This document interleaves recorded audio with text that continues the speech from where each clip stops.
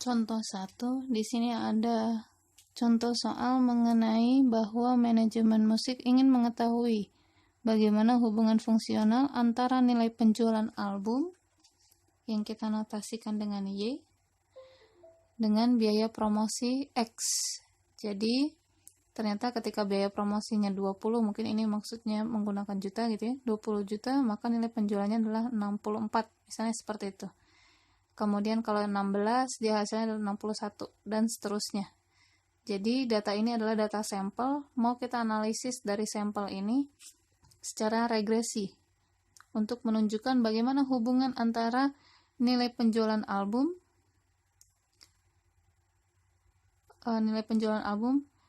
dari biaya promosi X.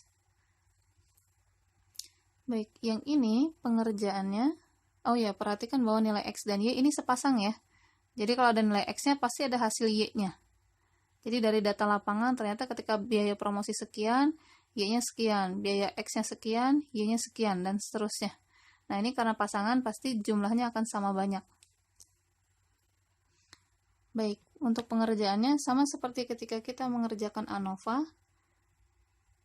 Datanya kita pindahkan dulu ke sini agar memudahkan untuk menghitung.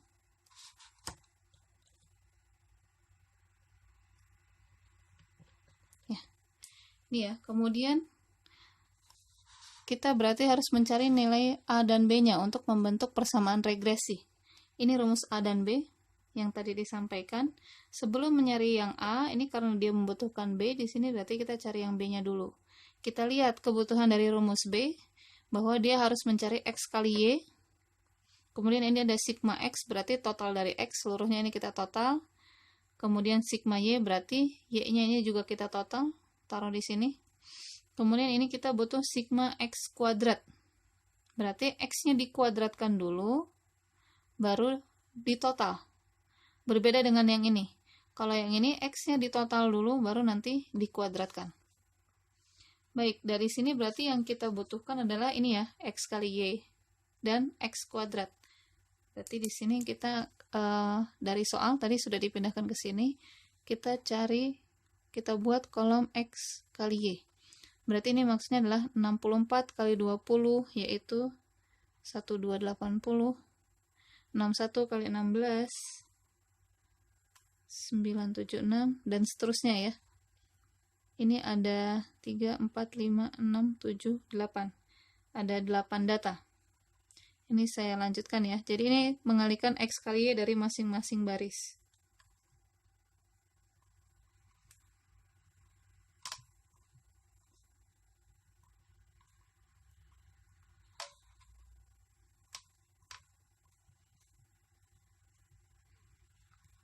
Kemudian, berarti kita sudah punya untuk rumus yang ini. Sekarang untuk yang X kuadrat.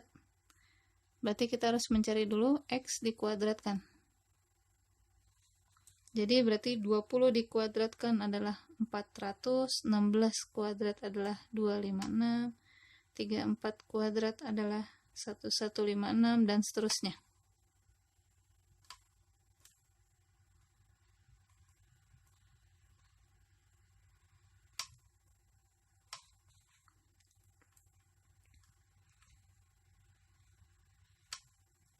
Kemudian masing-masing kolom, ini kita total, karena totalnya yang kita gunakan pada rumus B dan rumus A.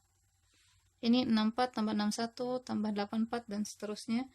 Hasilnya kalau ditotal adalah sekian.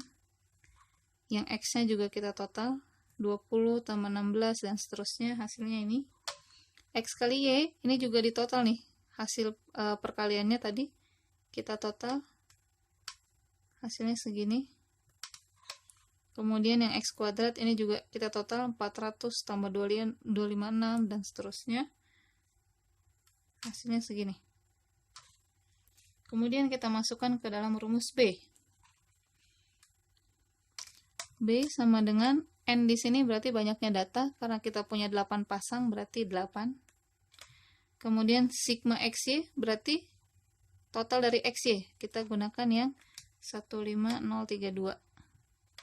Dikurangi sigma X, ya total X, ini 192 kali sigma Y-nya adalah 608,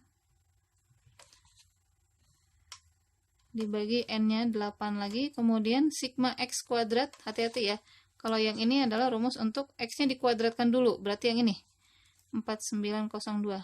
Beda dengan yang setelahnya, yaitu dikurangi sigma X dikuadratkan, berarti sigma X yang ini 192 ini dikuadratkan, dikurangi 192 kuadrat, seperti itu. Ini kalau dihitung silakan menggunakan kalkulator, hasilnya adalah 1,5. Kemudian kita cari yang A-nya. Menggunakan rumus ini, sigma Y adalah 608, dibagi N, kita punya N-nya adalah 8, dikurangi B-nya 1,5, sigma X-nya adalah 192, dibagi N-nya 8. Perhatikan, kerjakan dulu yang dalam kurung ya. Ini kalau di kalkulator, ini dibagi dulu, kemudian kali 1,5. Ini dibagi, kemudian dikurangi, yang ini dikurangi ini. Ini juga sama, hati-hati yang bawah ini, maaf yang atas dulu. Ini kalikan, kemudian dikurangi. Ini kalikan, ini kuadratkan, kemudian dikurangi. Jangan sampai salah menghitung ya, salah proses menghitung. Ini hasilnya adalah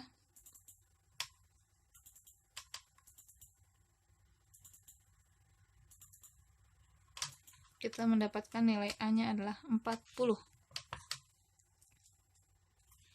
Jadi nilai B-nya adalah 1,5, A-nya adalah 40.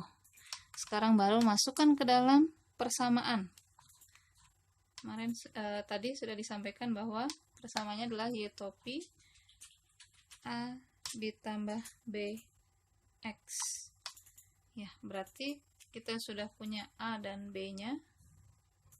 Tinggal dimasukkan ke rumus itu, bahwa persamaan regresi linearnya adalah ini, A-nya 40, B-nya 1,5, X 1,5 ini udah hasil pembulatan ya. Oke, ini hasilnya. Ini yang diminta, yaitu persamaan regresinya. Sekarang kalau kita analisis, bahwa nilai B-nya ternyata positif, yang menunjukkan bahwa kalau nilai B positif, itu berarti hubungan antara X dan Y itu berbanding lurus, alias X-nya meningkat, maka Y-nya juga meningkat. Atau kalau secara bahasa soal, X-nya itu adalah biaya promosi, jadi kalau biaya promosinya kita tingkatkan, ternyata itu juga bisa meningkatkan nilai penjualan. Sebesar, ya ini, sebesar 1,5. Mungkin tidak besar ya, tapi yang jelas dia berbanding lurus.